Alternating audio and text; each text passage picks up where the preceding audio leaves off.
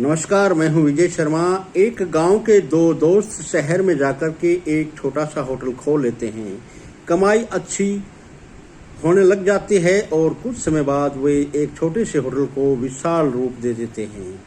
कमाई और भी अधिक होनी शुरू हो जाती है तो कुछ समय बाद एक दोस्त के मन में लालच आ जाता है, अगर मेरा दोस्त मेरा पार्टनर नहीं होता तो पूरी की पूरी कमाई मुझे अकेले को ही मिलती।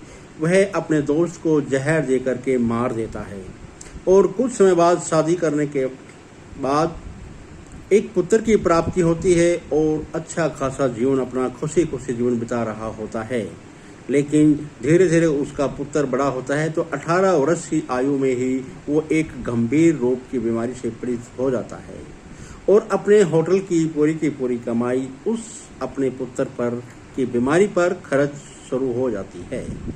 एक दिन ऐसा आता है कि उसे होटल भी बेचना पड़ता है और वह कंगाली में आ जाता है।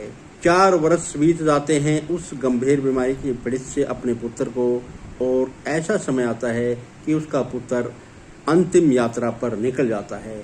तो इस सच्ची कहानी से हमें बहुत सारी शिक्षा मिलती है कि किसी भी हिस्से का खाकर हम कुछ समय के लिए तो खुश हो सकते हैं, लेकिन बाद में हमें ब्याज सहित वापस चुकाना पड़ता है।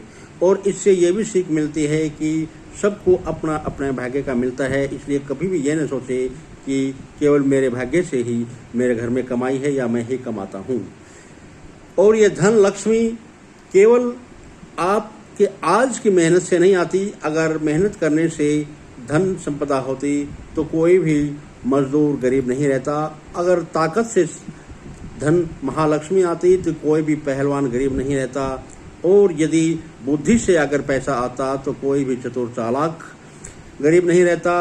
और यदि पढ़ाई लिखाई से ही महालक्ष्मी का वास होता तो कोई भी IAS नौकरी नहीं करता।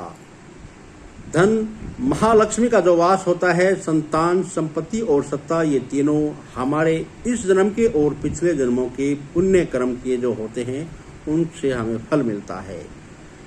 लेकिन ये भी कहते हैं कि पिछला जन्म किसको याद है और अगला जन्म किसने देखा है। तो आप इस जन्म पर आप क्या पुण्य क्या कर्म कर रहे हैं उससे आप अंदाज़ा लगा सकते हैं कि हम इस जन्म में जो पुण्य कर रहे हैं तो हो सकता है उस पिछले जन्म में हमने अच्छे किए होंगे तो ही हम अच्छे पुण्य कर्म कर रहे हैं।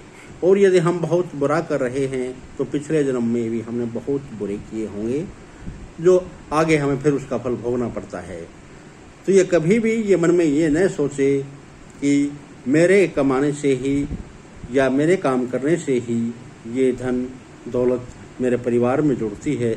ऐसा बिल्कुल भी नहीं है। परिवार के किसी भी सदस्य के भाग्य से, पुण्य कर्म से आप सबको उसकी फल की प्राप्ति होती है। आप मेरे कहने का तात्पर्य समझ गए होंगे। इसी के साथ जय हिंद, जय भारत, धन्यवाद।